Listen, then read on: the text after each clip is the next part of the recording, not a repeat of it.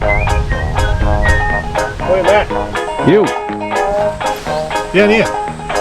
Oh geez. Yeah, here you go, guys. Gaz from Chase the Weekend. Look, today we're going to talk about Portaloos today and how convenient they are, and just show you a couple of different models. And you just come back in a couple of minutes and we'll talk. Can you just pass that talk? Oh yeah, here you go. Yeah, So thanks, mate. Yeah, talk to you soon.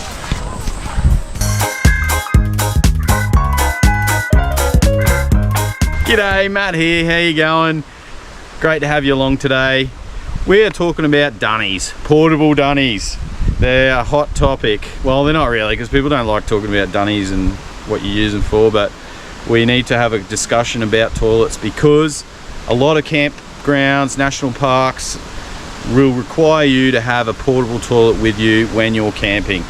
With the population growing and more people getting out camping, it's now becoming a requirement to have portable toilets with you while you're camping. And that's mainly to keep the environment clean and tidy and safe.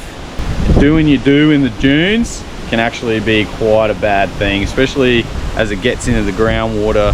It can be quite toxic for everyone involved. So hang about, Graham will be here in a sec and we'll have a chat with Dunny. Oh geez, I feel heaps better after that. It was a bit hot and sweaty. Go all right? Yeah. It's a bit hot and sweaty. Alright, well let's talk about toilets, hey? They're pretty important, so.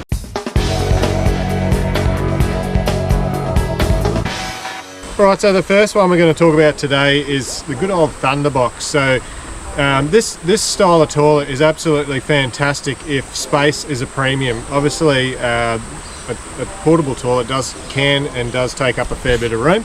However, the old Thunderbox is quite compact and folds up pretty small, so you can squeeze it into your 4-drive or canopy or caravan or whatever you're carrying it in, and it doesn't take up much space. There is a downside though. what's the downside? Well, you have to poo into a bag. So. Oh, what do you do with the poo once it's in the bag? Well, then you're going to have to dispose of it somewhere. Okay. Look, I have...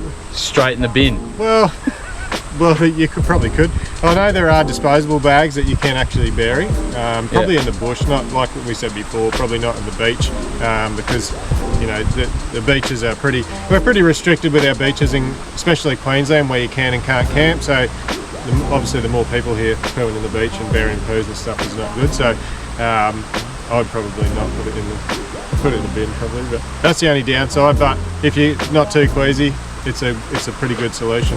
If you're not too queasy, it's quite easy. There you go. Price point, they start around 50 and can go up from there, just depending on the brand. I have seen them up to about 130. Just check to make sure that you can get the bags from wherever you're buying them, and if they're a specific bag to the Thunderbox, make sure you can get spares. Because I don't think it's a good idea to do your poos in a Woolies bag and chuck it in the bin. So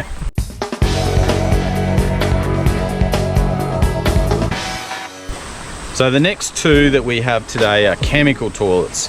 A little bit different. They, hence the name, chemicals. They use chemicals. So they have two different chemicals.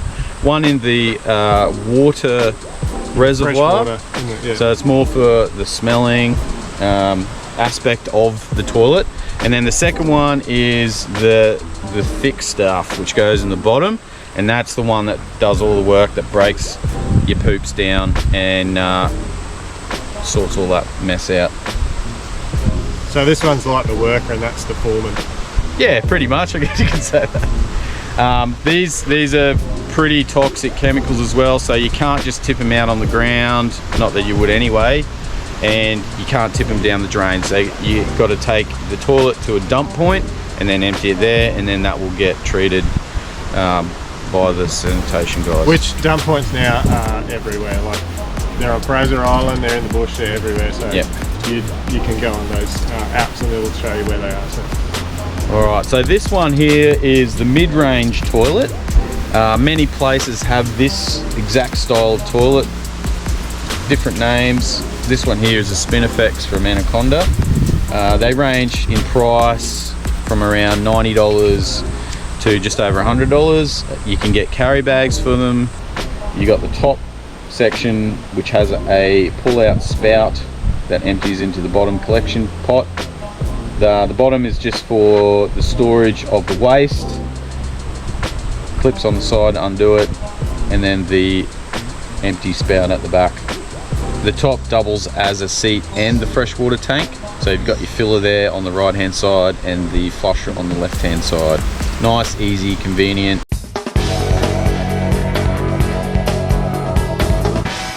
So the third one we've got here today is the Thetford, hopefully I've said that right, Thetford brand, Porta Potti. Slightly better, well, it is a lot better quality, a lot more thought's gone into it. So pretty much the same principle as the cheaper one. It's got the two sections, freshwater tank and the storage tank. It does have, I noticed on the lid I actually had a little clip to hold it shut, so just a little bit extra thought in that. It does have a gauge on there to tell you how full or empty your bottom So that's better than doing the old hold up and give it a jiggle. The old shake test. So it does give you a guide as to how much is in there. Well, two things that stood out for me on this particular one was it has a spout for pouring. So you'll notice on the cheaper ones, it's just got an unscrew cap that you have to try and aim it into the disposal point. And it also has a pressure release valve. Now, there has been some pressure issues before with these in the sun. If you leave your toilet in the sun, it's going to build up pressure in the bottom tank. So Do not under any circumstance lean over the toilet. We've got a story about that, but that's for another time. Not for this channel. So they do build up pressure in the sun, so be aware of that. Don't lean over them when you're opening them. But yeah, so the price point on these, they start about 150 and go up to about 300 because they do have a few different models, but they are a better quality toilet if you're after something a little bit better. Probably a bit more comfortable to sit on too than the square ones. Yeah. So there you go, there's three, pretty simple. There's obviously heaps of toilets out on the market today. Like you can get your hands on one pretty easily. They're pretty inexpensive. There's all different price points for all different pricing there. They're super easy to use too. Like, you know, it can be a bit skeptical. Oh, how do you use it? Yeah. But they're super simple. So. Once you break the seal, it's not too bad. Yeah. Once you get over the fear of using the portaloo, they're pretty good. Just a tip though, when you're emptying it out, don't look at the stuff coming out if you can help it, because it's normally a trigger. But it doesn't really smell. Like, no, that's look, those chemicals do the job, don't they? And mince it down, and if your toilet's on your roof rack sloshing around like this, it'll break it down nice, so it's perfect. Easy peasy, glug glug glug, out you go.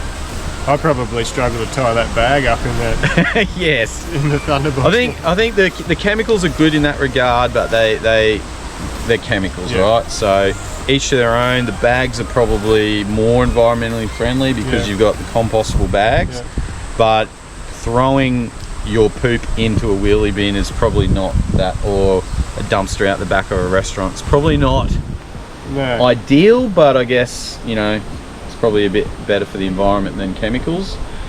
But unfortunately, it's just what we got to do now. We all got to go. Everyone's got to go. Everyone's got to go. It's unavoidable. So everyone poops, and everyone's poop stinks. So. Well, hopefully guys, there's something in this for you if you're looking for a portable toilet. Obviously, there's a few that you can have a look at and compare. Look, if it's your first time, hit the subscribe button for us and it'll let you know of other videos that we do.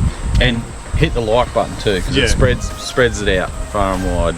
But thanks for watching. But remember, the weeks are long, the weekends are short. So chase the weekend. G'day everyone. Welcome to Chase the Weekend. My name's Matto. Graham will be here in a sec. He's just tidying up some business. How many poos you reckon you'll fit in that one? That would take a mother load. That'd probably do you for a weekend, wouldn't it? Imagine a week's worth of poos in a bag. They're quite generous. They're quite generous with the bag. With the